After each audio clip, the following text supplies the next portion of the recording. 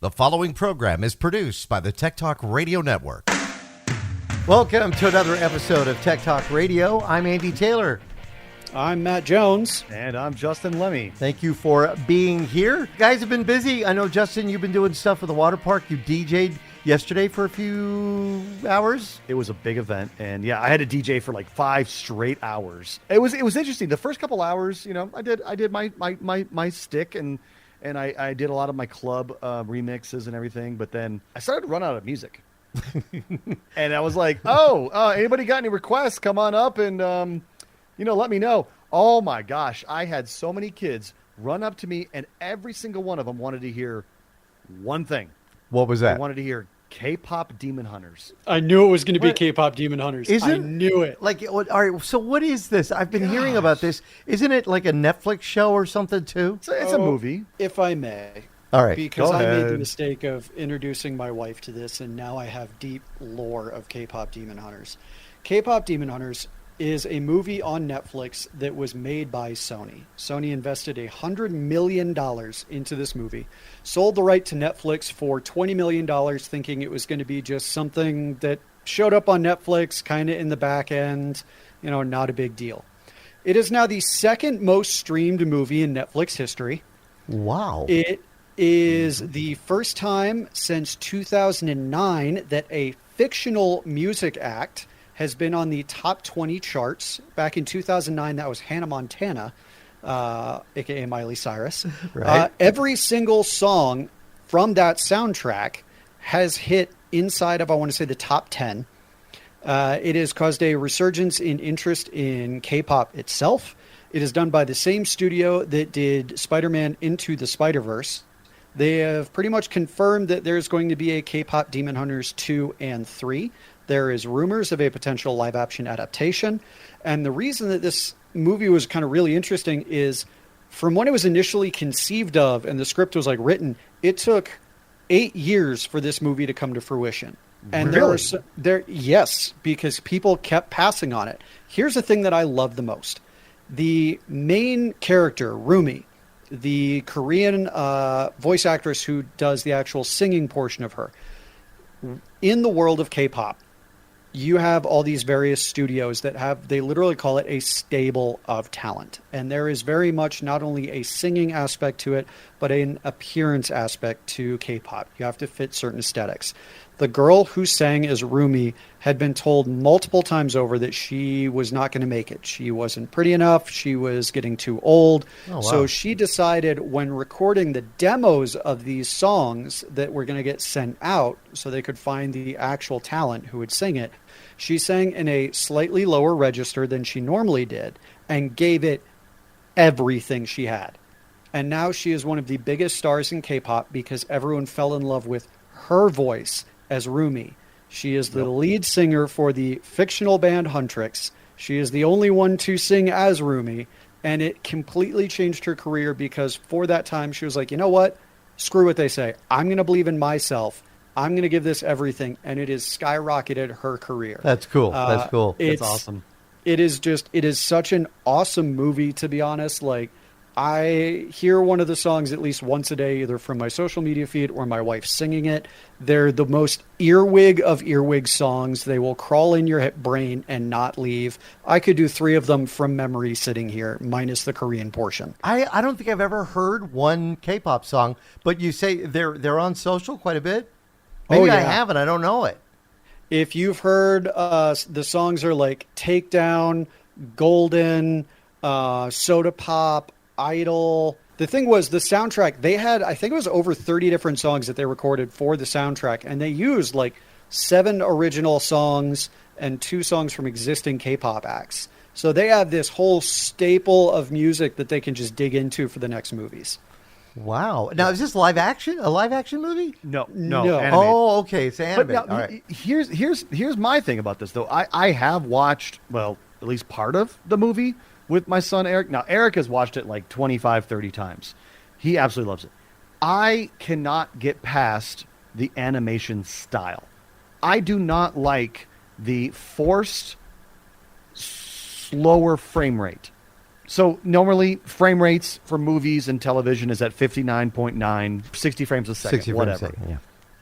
This is going at like 25 frames a second. Really? And it was mostly pronounced. The first time it was really done was like with the that Spider-Man, the animated Spider-Man Into the Spider-Verse. Spider-Man Into the Spider-Verse. Yeah, it's the same studio who did it. Yeah, and I cannot stand it. This slow like with the frame rates going like one. It's just makes me sick. It makes me physically sick.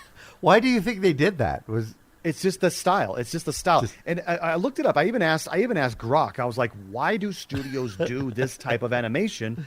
And it was like, well, they do it because they want to emphasize importance or a big important scene of a movie. And I'm like, okay, that doesn't make sense when it's the entire movie that is like that. And it's like, well, it reaches kids and it keeps kids engaged. So I'm like, there it is. That's it. Engagement. That's what it's all about.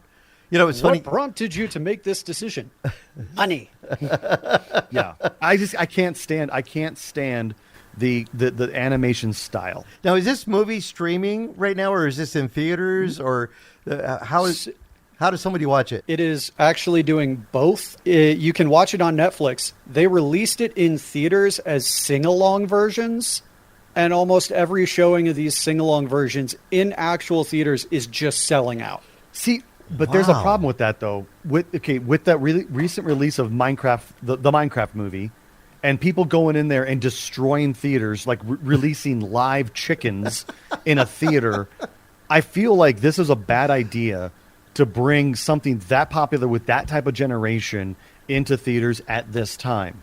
Like, have there been reports of people destroying the theaters or jumping up on the stage and singing along? And I don't think I've heard anything.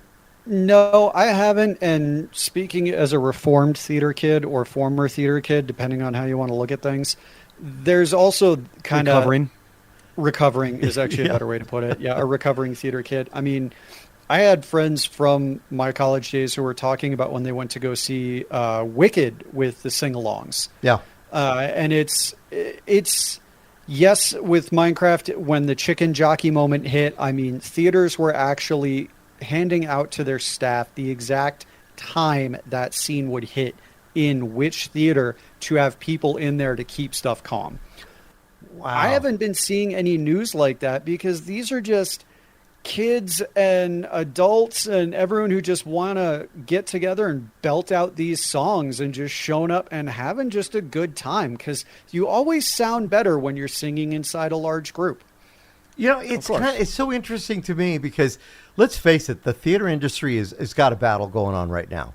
I mean, they really do. It's tough to get people to get back into the theaters. We started to see that decline right at the beginning of COVID, and then getting them back into the theaters. I mean, the other day I saw an ad for Jurassic Park, and I thought to myself, man, when's that movie coming out? And apparently it had already come out and gone. And you would think a movie that big would have stuck around for a while. I mean, I come from the Star Wars days where the movie was in theaters for almost a year, right? And the first Raiders of the Lost Ark, we don't see movies doing that anymore. And some people, like, I want to go see Naked Gun. I haven't seen that yet. But some people have said, just wait for it to be on cable. But there's something about going to the theater and seeing the movie in a theater. It just, I want to hear people laughing, and it kind of makes it funnier. My favorite part about going to the theater is paying exorbitant prices for popcorn that's stale, pizza that is about 2 to 3 days old, and then sitting in a sticky seat. I love it. And walking out of there spending about $150 saying, I had a great time. Right. Do you remember the first movie you ever saw in a theater? Jurassic Park. Really?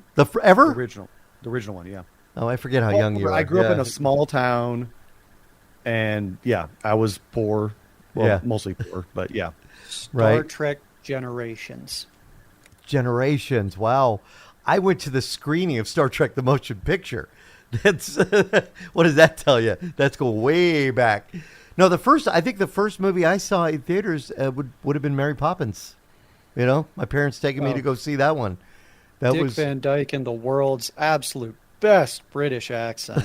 Just really nailed it. Maybe that's and with what one sentence, I have offended the entire United Kingdom. Well, my dad was not a big fan of that one either. Who, of course, was British. So yeah, that was a lot of fun. But that's the thing. The theater experience is different now. And again, they're trying to. I know the Harkins theaters out here. They're trying to do it where you can order food ahead of time. You order your seats ahead of time. It's really different. Oh, Justin. Don't even get me started on that. Why? What happened to you? Well, I mean, recently I went with my son. We had a father-son night. We went to go see the new Superman movie. Right. And we went at 4:30. I think the thing it was 5:30. 5:30. We went at a 5:30 show. We go in there. This is an AMC theater, and there was supposed to be the same thing where you can do the food, where you can get chicken tenders or hot dogs or hamburgers, whatever. Even. Yeah, hamburgers. Yeah, sliders, little sliders. I go up and I'm like, all right, I'll get I'll get the slider combo with the fries, and Eric wants the chicken tenders with the fries, and they're like, we don't have any of that. I was Really? like, okay, well, how about the pizza? Let's Eric, you want a pizza? Yeah, okay, we'll do the pizza. We don't have that. Okay, then what do you have? Well, our hot dogs are frozen. We can deep fry them real quick. Your impression is dead on. I was like, wait, hold up. What? This is a 5:30. This is not like the very first showing of the day. Right. There's no food available. And I'm like, well, we skipped eating dinner outside because we wanted to give you our money and eat here, but obviously we can't. So now we're going to have to dine on Reese's peanut butter cups and Coke. We can do some chicken tenders. I'm like, okay, fine. How many chicken nuggets do I get with an order? You get 6. All right, fine. Give me 2 orders of that. How much? And then, hold on. I'll get to that. Oh, part. yeah. We finally get the chicken tenders, and I'm like, there's 4 of them. And I'm like, hello? And they're like, well, it's predetermined, sir. I can't do anything about that. I'm like, then put 2 orders in a box. You told me 6. There's 4. Here's how you do simple math. We ordered 2 orders of chicken tenders. There's 4 in a box. It's supposed to come with 6. Put down 3 orders of chicken tenders and split them. This is why you get paid minimum wage. Damn it. Justin, math is really hard when you're that high. I swear to God they were high. Not even just on that. Something else, too. And then the popcorn tasted like crap. The soda was flat. And then to come to find out, we ordered the IMAX 3D tickets for Superman, which I did not want 3D, but we had to go because that was the only thing showing, and it did not say that on the tickets. Yeah. I'm not going back to AMC. And then the kids got on Justin's lawn, and his whole night was ruined. And... Get off my lawn. Honestly, but that's the whole thing, right, Matt? I mean, to your point earlier, where you're like the movie industry's dying, I think it's twofold here. I think there's 2 parts to this. One is the quality of service at the large chains is drastically diminished. Yes. We honestly, we went to the Harkins Theater here in Old Town Arvada and had a much better experience than AMC. But the best experience we've had recently has been Alamo Drafthouse, hands down. Alamo is, I'll give it to Alamo. This is why Alamo's killing AMC. Alamo is good. Is that one of those theaters? Because we have one called Roadhouse out here that is, you sit in a recliner. You get service. You get a restaurant experience. You can order a drinks right to your beverage seat. Right there. I mean, people really are liking that experience. They're paying for it, but they like it. And that's why Alamo's killing AMC. But so you've got the decrease in service, right? Increase in cost, decrease in return on what you're paying. You're paying more for movie tickets. You're paying more for crappier food. It's just you're not getting a real return on that money. Yeah. The other thing is the people. And honestly, it's the other people in the theater with me. If there's something in the scene and I think I've got a hilarious joke or some little comment, I will lean really into Lee's ear and just really quietly whisper. It's called respect. Exactly, to make sure I don't bother somebody else. And then some other dude in the background will be yelling at the screen, or somebody's got their phone on because they need to live stream that they're sitting at this theater. There's just oh my God, guys, I'm here at the new Superman, and it's like right in the climax scene, and I'm just here with all my 10 followers. Thank you so much for following. Hit the subscribe button, please. Justin, I want to make one change to that. Otherwise, it's spot on. Remember, guys, smash that like and subscribe button. We got to get those numbers up, baby. Subscribe. But everyone is so involved in their own little world, forgetting that everybody else is there. And the other one, and this is the one that drove me nuts, is we went to a movie theater, and I am always very particular. If we can pick our seats ahead of time, I'm very, very particular about where we sit. Right. Because I know where the audio engineers sit when they tune those theaters. Right. And I want those seats. Where? Yeah. They will sit in the center, 1/3 of the way back from the screen for the lower section, and for tuning stadium, from the front of the stadium, in the middle, 1/3 of the way back. It's true. Yep. I used to manage a theater, so yeah, you're dead on. And I want those seats. And I picked those specifically and came in, and there was a dude sitting in our seats. And I was like, hey, man, I'm real sorry, but those are my seats. And he was like, well, there's a big empty theater. You can grab another seat. And I was like, no, sir, you can get up and grab another seat. I picked those for a reason. Don't make me get someone. Move. He's like, people today. And I'm like, you're stealing my seat, and you want to pull the people today? Like, what do you like on an airline? Was this guy younger than you or older? No, he was older than me. Wow. So it's just the lack. There's a lack of societal respect at this point for the cinema experience. Yeah. And then the cinema experience is costing so dang much that honestly, like, I'd rather you now have Fandango. Yeah, no, it's Fandango at home. It used to be Vudu. And Amazon Prime both have cinema in the home. Yeah. Like, once the movie has been out for like 2-3 weeks, you can pay $20 and stream it at the house. Yeah. Am I going to pay, 25, 30, 40, however much for a ticket? And then if we want food, and then if you want drinks, and then there's parking, and or am I just going to pay $20 and watch it in my home basement? Yeah, in your pajamas. Yeah. In my pajamas, Yep. with my dogs. Well, hold on. good People, food. have you been to the theater lately? Most people are coming in their pajamas anyway. So That's fair. That's fair. That doesn't. But like, That's after shopping at Walmart. Yeah. Yeah.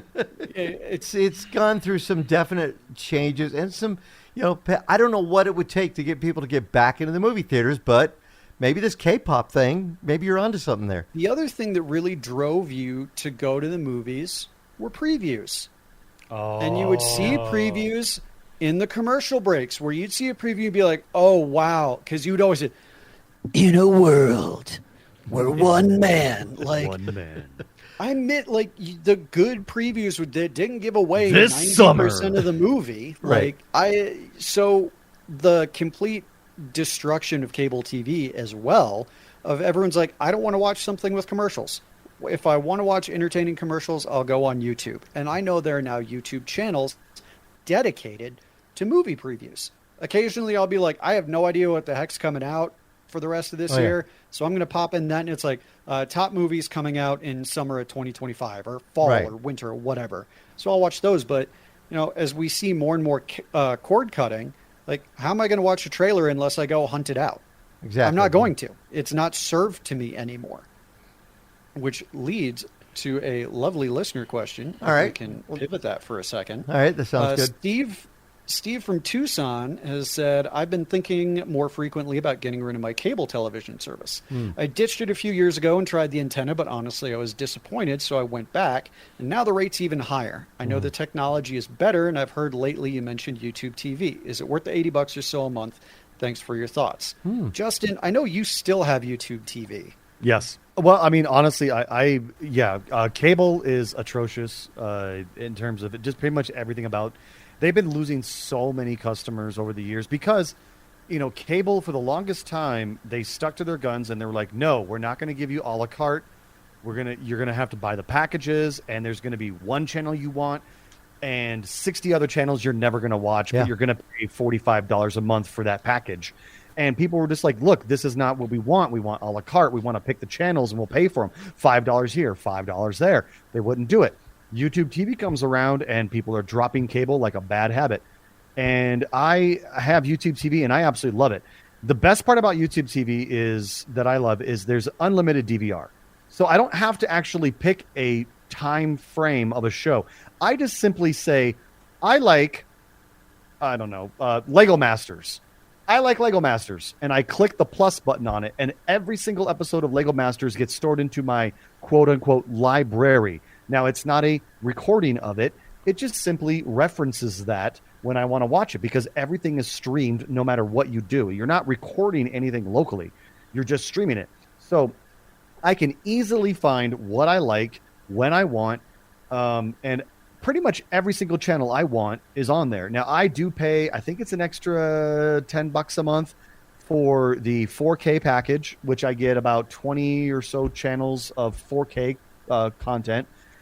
I also pay, I think, $10 extra to get the sports package, which then gets me NFL Red Zone. Plus, it gets me like the poker channel, which I love watching live poker. Really? I do. Wow. I love watching live poker. So the poker channel, and then a bunch of other like eclectic sports channels like cricket and things that I probably don't ever watch. But it's all there if I want to. So I pay about $100 a month, which is, I guess, kind of on par with cable. But I absolutely love it. Now, as long as you have an internet connection, you're good. Let me ask you this. One of the things with the say, Xfinity is the service I have. One of the things we found, okay, if I want a DVR, I have two DVRs. I pay $10 for one of them and $12 for the other. Right there, that's $22 in fees I'm paying just to have a DVR. Then I've got the taxes that I pay for this municipality and this for this tax and this for... There's taxes you pay. Do you do that with YouTube TV? I mean, do you have to pay for equipment to be able to watch some of this stuff on YouTube TV other than having an internet connection? No, because it's literally on any smart device that you've got. It's just an app. Like on my LG TV upstairs, on my Sony TV down here, on my Roku right here. It's just you go and get the YouTube TV app, you sign into your account, and that's it. How many devices? Okay, this is a good one for Steve too. How many devices? So we've got 1, 2, 3, 4, 5 televisions in our home, but only 2 can get cable. The rest are connected to Roku because we only have 2 cable boxes. So how many accounts can actually watch YouTube at the same time, or how many accounts can you have to be able to watch it? You can have, and I just looked this up to make sure I got it right. The actual Google support document says YouTube has a 3 active streams device limit. Mm-hmm. But as Justin said, if you get the 4K plus add-on, that's unlimited in-home streams. Yeah. Wow. But I mean, honestly, I have 3 TVs, so it doesn't really mean much for me. And we're only usually watching 1 or 2 at the time. But how's the quality? And do you get local channels? Yes, we get local channels. All the local channels is based on your area. Now, when I was traveling, and I would be, let's say, in Chicago or whatever, if my family was watching YouTube TV, which honestly, Misa would never watch YouTube TV without me here because she watches Japanese TV. But in the off chance that Eric might be watching YouTube TV, and I would log in from Chicago, it would say, verify your identity first off, and I'd have to retype my password in. And then it would say, okay, it is you. You must be traveling. We're gonna keep you on the same here, but we're not going to give you Chicago local channels. We're going to give you your Denver channels.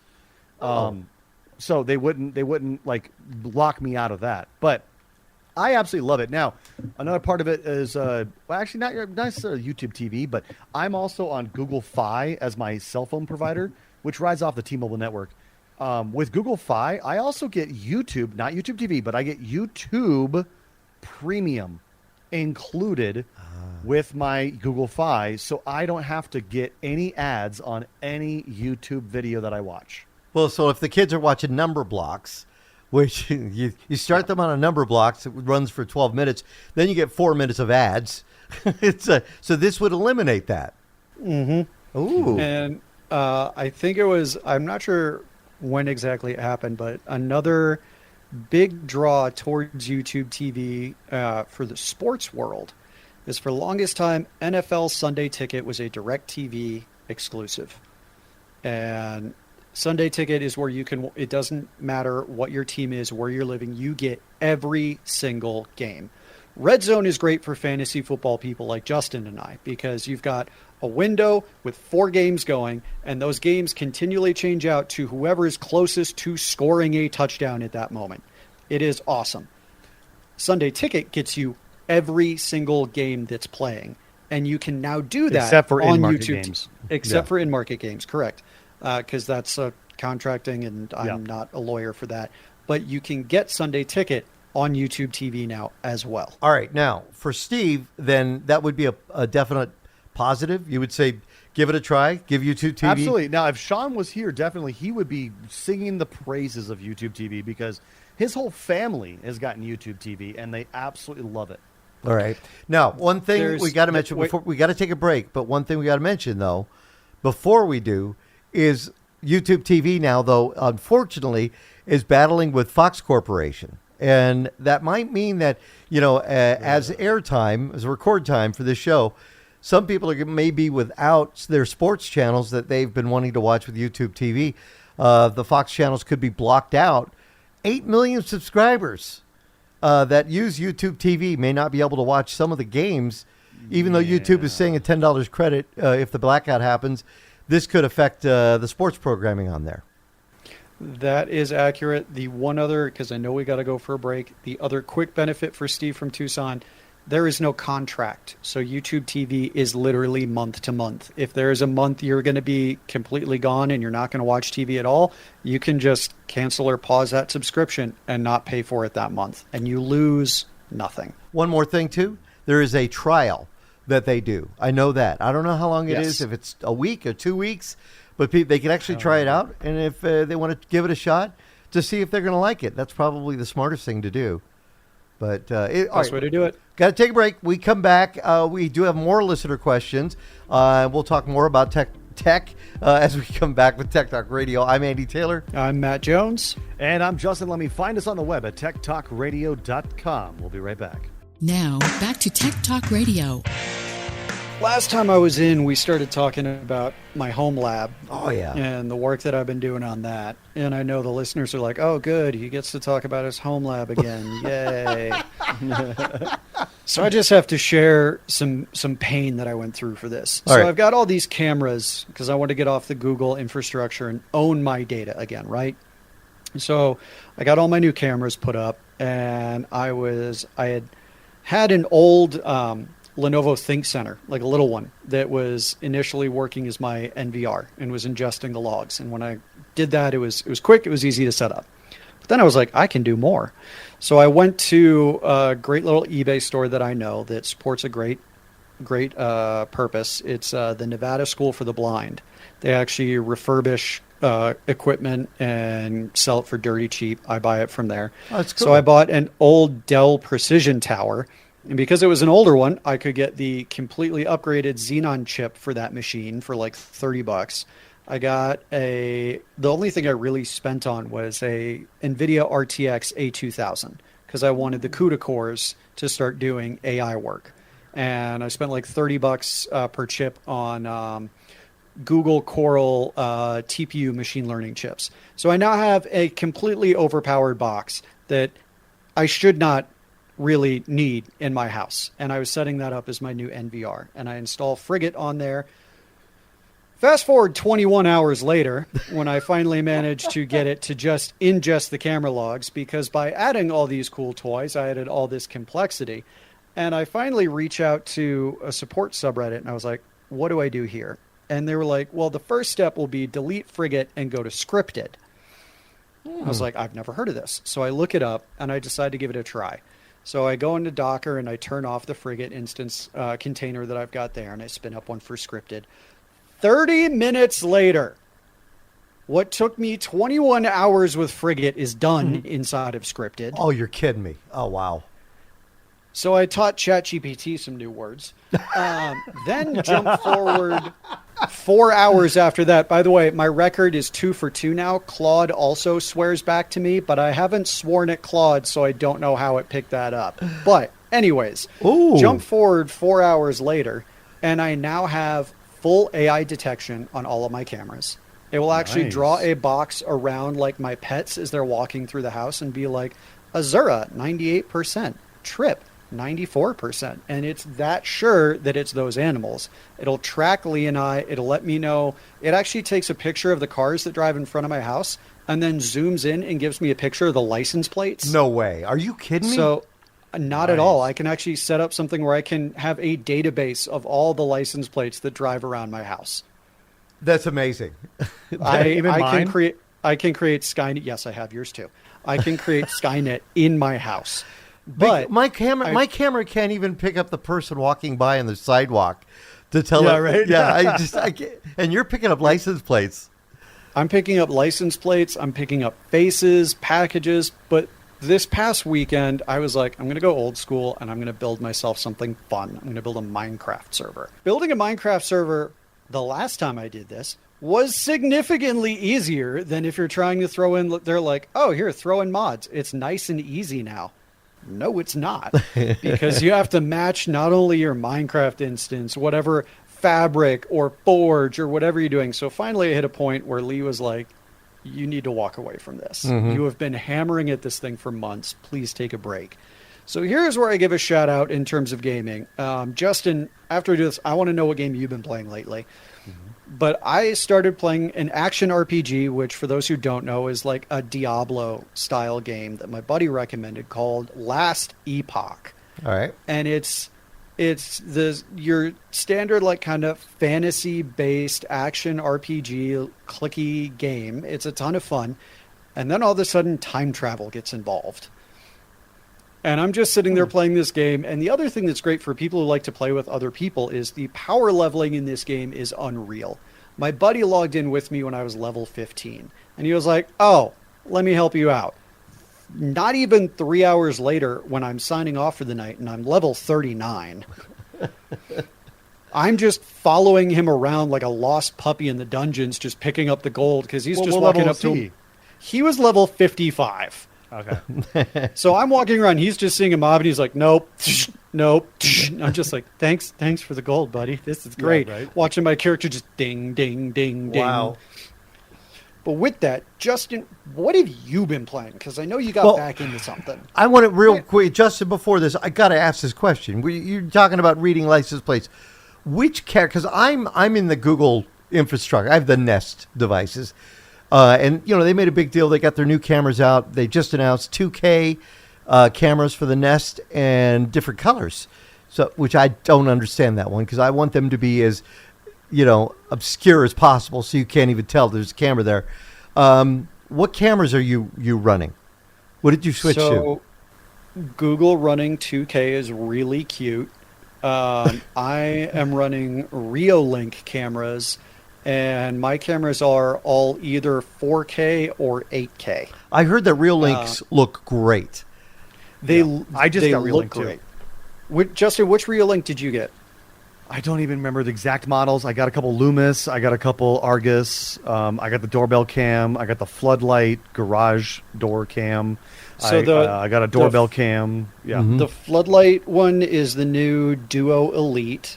Yeah. The thing to know for people who are a little more on the techie side is if you want to be able to kind of do what I'm doing, you need a camera that has RTSP. Right. It's a stream from your camera.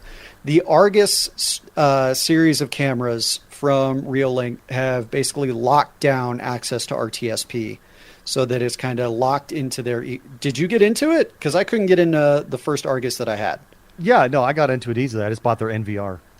So that's the thing is it'll pair with their NVR really well. Yeah. But when when you told me a couple days ago, you were like, oh my God, this is being ridiculous, difficult. I can't really make this work.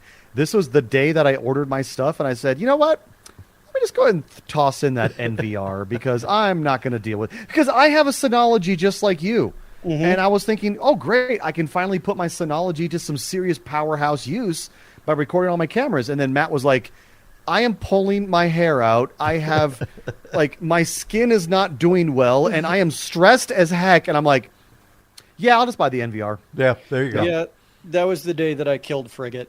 That was literally the day. Right. But the other ones that I have up front, the Reolink Duo 3s are really cool because they have two 4K cameras in them, slightly offset from each other. So it stitches a complete 180-degree view from where the camera's sitting. So I see my entire front, and honestly kind of the way I angled it, wrapped around the side a little bit. The coverage, the resolution, some of them have built-in spotlights. They've also, if you see Reolink cameras that have CX, they have full color night light. As long as there is a modicum of illumination, which it can actually provide itself, it is full color night vision. Oh, that's What nice. is modicum? That means a small amount. Yeah. I've never heard that word in my entire Something life. you have learned today, Justin. All right, let's modicum. modicum. That is your SAT word for That should be the name of the show this week. It's a modicum. Yeah, a modicum. Just got to figure out how to spell it now. A modicum of knowledge. Now, all right. So, Justin, what game are you playing? Well, I mean, I'm always bouncing back and forth between games, but I don't know why, but I did get myself back into a game called Star Citizen. We've talked about this years and years ago on the show. Oh yeah. It's a fully integrated, it's like space simulator, multiplayer, persistent universe. I mean, there's always people playing all hours of the day. And the interesting thing about Star Citizen, it was created by a guy named Chris Roberts, who was the creator of old games way back in like the early 90s, late 80s, early 90s called Privateer, Wing Commander, all those games. I loved the Wing Commander. Yeah, and so did I. I absolutely loved Privateer. Wing Commander was okay, not mine, but I loved Privateer because I loved hauling cargo around from base to base. Was it a movie? Was it a movie first or a game first? Wing Commander. No, it was a game first, and then it became a movie. Yeah, yeah. But it did have Mark Hamill in the game. Yes, that's right. He did a voice in the game. Yes. So when my buddy told me about this back in 2018 was when he told me about it, I was like, wait, hold on. Chris Roberts? Like, oh my God, I got to get into this. This game was actually kickstarted back in 2012 with a release date of 2014. It is 2025 currently, and it is still an alpha. Like, there's alpha, there's beta, and then there's the full release. Yeah. This is still an alpha, but here's the thing. This company has raised over $850 million, which is the largest Kickstarter campaign ever. It's not even a Kickstarter campaign anymore. You can go to their store, and this is the reason they're making money, is you go to the store and you can buy ships. And these ships will persist with you throughout all the iterations of the game, because when they release a new major patch, they usually wipe it. They wipe it so you're back to square one. If you buy a ship with real money, you get to start the game again with that real ship instead of having to buy it in game. These ships can go anywhere from $40 all the way up to $5,000. Wow. And then you can also buy armor, you can buy weapons, you can buy ATVs, all-terrain vehicles, and things like that. So I personally have been getting back into this game, and I have dropped, over the years, I think I've dropped close to $300 on the game. Man. Just buying random ships and things like that I want to play. But the game has gotten so much better. When I played it back in 2018, it was horrible. Then I tried again in 2020. Horrible. 2022, a little bit better. 2023, a little bit better. Now, 2025, I'm like, wow, I can actually play the game and complete missions without the game crashing on me. Nice. So it's getting better. And it was recently said that Chris Roberts had an interview. He says that, I know I've said this in the past over and over, and I know you're not going to take my word for it, but he says, I really honestly feel that we are now at the point where we can say Star Citizen 1.0, which is the full release, will be released sometime in 2027 or 2028. That's still far away. It is, but this is a massive game. You're talking about an entire universe. So it's an open world type of thing. Yeah. It is an entire universe. There's thousands of planets you can visit. Every single planet is absolutely detailed, and there's no loading screens. When you fly from planet to planet, you don't have to wait for a loading screen. So this entire world is is fluid. I mean, nice. It's massive. All right. Star Citizen. Can people play it now? What do yes, they have they to can. do? RobertsSpaceIndustries.com. Just look up Star Citizen. All right. You can get it, and you have to pledge a starter pack, which is about $40, which will get you a ship and the game, and then that ship will stay with you as long as you play the game. All right. I have got a trivia question for Justin and Matt. We're going to take a break. We come back. We'll ask them. We'll see who gets the closest to it coming up with Tech Talk Radio. I'm Andy Taylor. I'm Matt Jones. And I'm Justin Lemme. Send us an X at Tech Talk Radio. We'll be right back. And now, back to Tech Talk Radio. Well, it was hard to believe it's been 30 years. And, with all the talk that we've had regarding Windows 10, going to Windows 11, but 30 years this week that Windows 95 was released. And I don't know if you guys remember, doing the upgrade. There was people who didn't want to move from Windows 3.1 to go to Windows 95. They brought in the Rolling Stones to help people at ease with this whole start button, and tying the promotional into the song "Start Me Up." It was kind of cool. But I was wondering, do you guys remember? So you could install it from disk, CD-ROM, or you could install it from a diskette. How many diskettes did it take to do Windows 95? I was 7. How am I supposed to remember this? Diskettes? Yeah. You're talking about the 3.5-inch diskettes? Wait, Matt, at 7 you weren't installing Windows 95? He was still sucking his thumb, crutching his stuffy. And watching Power Rangers, dang it. Oh, man. Okay, so again, are you talking about the 3.5-inch diskettes? Yeah. I was going to say 12. So you're really darn close. I was going to say 14. The actual answer was 13. It was 13. Ooh. Yeah. And then they came out with OSR2, which was 26. But so you guys haven't lived. I mean, so Matt, you didn't even cut your teeth on DOS, did you? Actually, I did. I remember grabbing my dad's laptop when he wasn't looking and installing, oh goodness, hang on, I got to look this up. I was installing Apache. All right. The Apache attack helicopter game via diskettes on my dad's laptop. I was running Commodore 64 and installing Jet Boot Jack. Oh, my Commodore gosh. 64. And Right. that was what I cut my teeth on, honestly. I was a little bit too young. I do remember our first computer was Windows 95.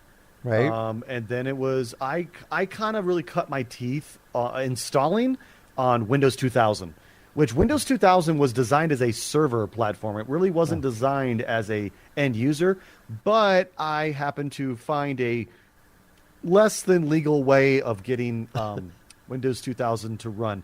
So I installed multiple copies of Windows 2000 for my neighbors, and that's kind of where I really cut my teeth on. But yes, I do remember my dad upgrading us from Windows 3.1 and then me on DOS, and then going up to Windows 95 and going, oh my gosh, this is just so much different. But yes, I do remember playing with Windows 3.1. If you think about and it, Commodore 64. Some of the great games, though, were DOS games. I mean, they really were. Doom, Wolfenstein 3D. Yeah. I remember having to launch Keen. Commander Keen. I remember that. I remember having to launch, I just mentioned it, Privateer, having to go to DOS and launching Privateer from DOS. Right. Yeah. My first OS was 3.1 for workgroups. Mm-hmm. My first video game system was an Atari, so I was a little Texas Instruments. But no, I do remember like when my family got a computer. It was a big deal. My dad's buddy from the Navy, Art Padama, built our first rig and brought it to the house, and I still remember the smell of like a computer back then, like the slightly ozone smell that you get when the computer would kick on. You'd just be like, oh, this is the computer room. I can tell. But no, I mean, and I remember, Justin, It's so funny that you said ozone. My gosh, I totally forgot about that. But yeah you're right. Yeah, and then Windows 2000, which was built on Windows NT and that was their first iteration of it. Yep. Wow. And do you guys remember the disaster that was Windows ME? Oh, yeah. Edition? Yeah. That was my first laptop. Was a Windows ME laptop, and it was so bad. What year was ME? That was 2000. No, it was 99, 98, 99, something like that. No, it would be 2000. Yeah. It was right before Windows XP. Because we were doing the tech show back then, and I remember we get a lot of questions about that. And my first laptop, I got a Windows ME laptop, and the first thing I did was reformat it and put Windows 2000 on it. Yeah. And then I remember obviously Windows XP coming out. I remember I was working at AOL in the call center, and I saw a guy who was one of the call center techs, and he had a copy of Windows XP running on his computer next to ours. And I was like, we were all crowded around his little cubicle going, oh my gosh, this is so great. But the one that I always have a problem with is Windows Vista. Oh. Well, hold on. Windows Vista. Everybody hated Windows Vista. Yeah. I never had a single problem with Windows Vista. Really? Never. Windows Vista was so bad that in the fourth Futurama movie, Into the Wild Green Yonder, they even Here made we a go joke with about Matt's it. Futurama reference. Yep. He always has a Yep. Futurama reference. I do, because there are so many. But Calculon is sitting there going, and I'd like to thank my operating system, Windows Vista, and then he crashes. And literally, you see his eyeballs blue screen.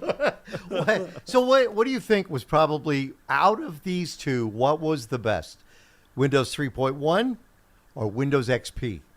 Oh, Windows XP. XP. Some people have said that Windows XP still was the best OS that they had ever put out. I don't know. Yes, I think so. Here's a funny little caveat to that. So my IT guy that I hired that works with me right now, he has his computer that he brings in, obviously, his laptop.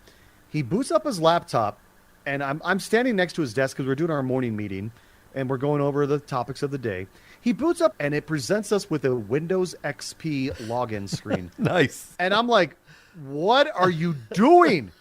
I'm like, I'm freaking out. And he goes, oh, it's just a custom desktop I put on. It's still Windows 11. Right. I'm like, I was freaking out because, I mean, like, as soon as you put a Windows XP computer on the internet nowadays, within seconds, you're compromised. You have viruses. I was about to launch myself at his desk and say, turn that thing off, because it looked like Windows XP, but it was just a custom desktop. You know, I'm wondering, so there have been a lot of Linux builds, you know, whether it be Ubuntu and some of the other ones, and they always say, oh, it looks like Windows 10 or it looks like Windows 11. I'm thinking, has anybody created a Linux distro that looks like Windows XP? That's Windows XP? No, but I mean, Linux Mint looks like Windows 10 or I'm Windows... sure, but I'm just wondering, going back to Windows X, was there anything? Is there anything that has been built that would be that same kind of feel, that same kind of flavor? Could still run the really good programs. I mean, It's called the GTK Plus theme. GTK Plus, all right, and it looks I like just Googled it. right, and it looks like XP. That's hilarious. There's another one that's Ubuntu XP. And funny thing, do you know why it was called Windows XP? XP stood for Experimental Platform. Really? Oh, wow. And it turned out to be their best. There are people who will fight you on it, whether it's XP or 7 are the two best ones. Well, 7 was good, yeah. But I still think XP was better. There's two operating system development teams inside of Microsoft. And one team is responsible for like Windows XP, Windows 7, Windows 8.1, Windows 10. And then there's the other team that's responsible for Vista, Windows 8, Windows 98, Windows ME. Well, see, Windows 98 Second Edition was great. 98 FC was pretty good. That's where they had to pull the other team in to fix it, which is why I try and upgrade every other iteration of it. So when 12 comes out, you'll be ready. It'll be good, right? Honestly, I miss 10. My 11 has not been terrible. Yeah. But when it's like, oh, this is the B team's release, nah, dog, I'm good. All right, we got an email in from Roberta in Green Valley. It says, hey guys, I try to listen to your show on Saturdays, and I keep hearing a term when it comes to using our devices. What is doom scrolling? I know I could look it up, but I thought I would send an email in to maybe you can help others. Doom scrolling sounds scary. Roberta in Greed Valley, what the heck is doom scrolling? Well, Doom scrolling is what you do on Facebook, Reddit, Twitter, X, whatever, when you're just constantly scrolling through random posts you're not looking for anything in particular.